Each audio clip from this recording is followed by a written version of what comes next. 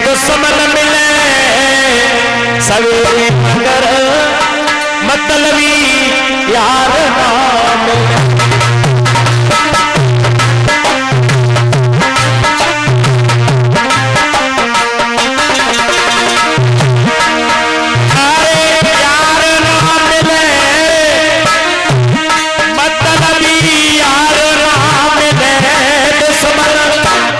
दुश्मन वो दुश्मन मिले सवेरे मगर मतलबी यार ना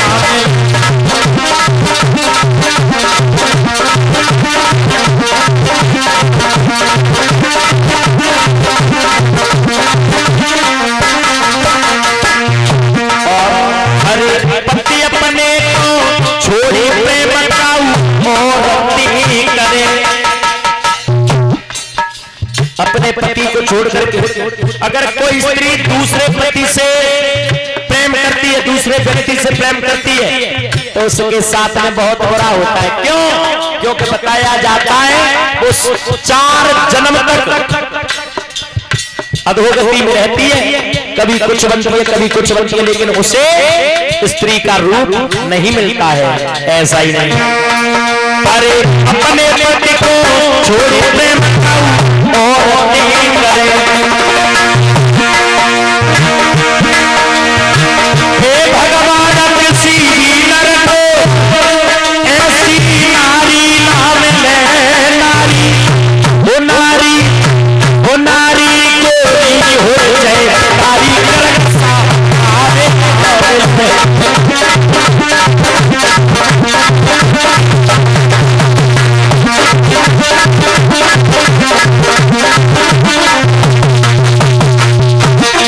श्रोताओ, कभी भी मित्र अपने मित्र को दगा नहीं करना चाहिए।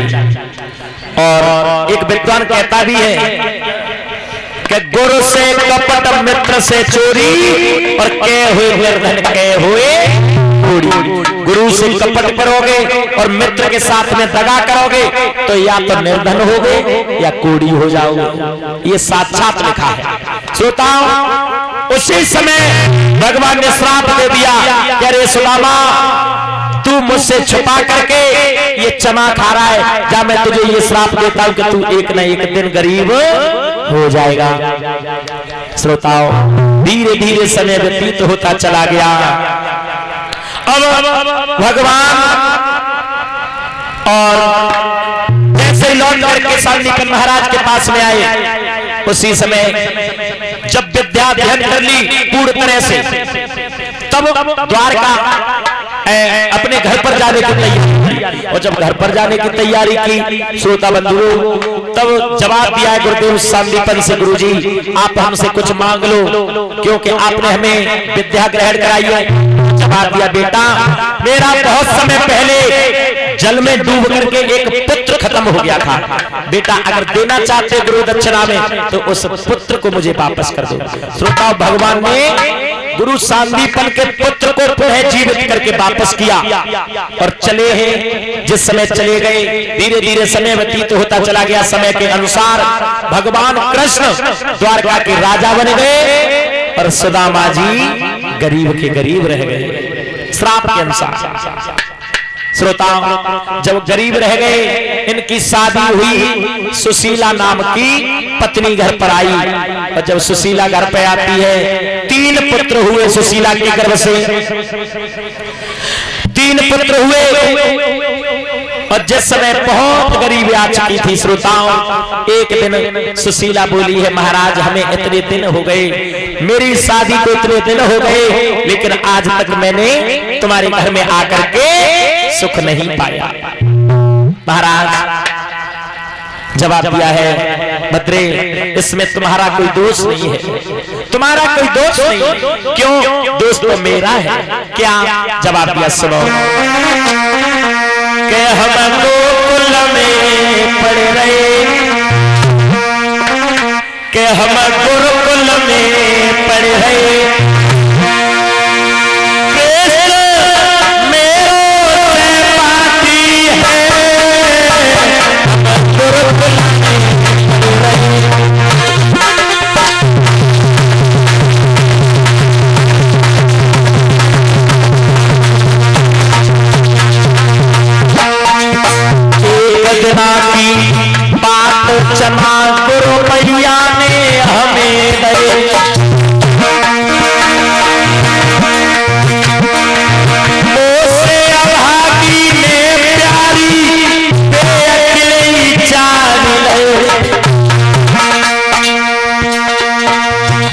आई समय पे गिरधारी में हमें श्राप दे। ताई दिनाते ओरी गोरी हमारी नगरी भय। सुदामा रोए रोए के अब प्यारी में हर से कपट कियो। अब सुदामा प्यारी हर से कपट कियो।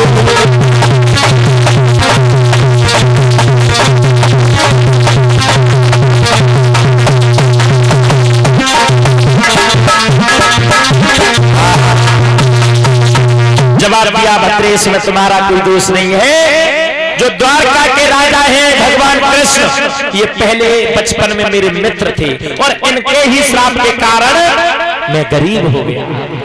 श्रोताओं, उसी समय सुशीला ने हाथ जोड़े जवाब दिया, प्रभु तो वो तुम्हारे मित्र हैं बचपन के, वो तुम्हारी कुछ तो बात सुनेंगे। जवाब दिया, भद्रे वो एक राजा है, हम गरीब हैं, क्या करें, हमारी बात नहीं सुनेगा।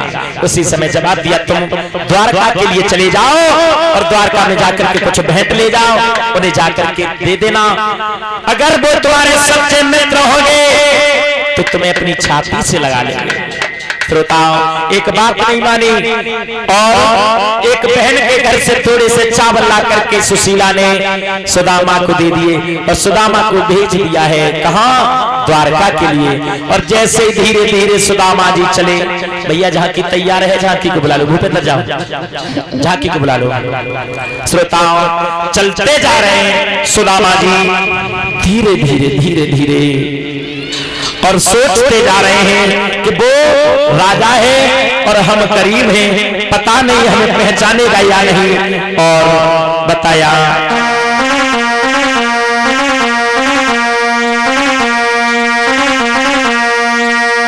चलते चले जा रहे हैं महाराज सुदामा के। सुदामा जी जाए रहे डगरिया में, अरे डगरिया में, और भैया सोचते जाए रहे डगरिया में, भैया सोचते जाए रहे डगरिया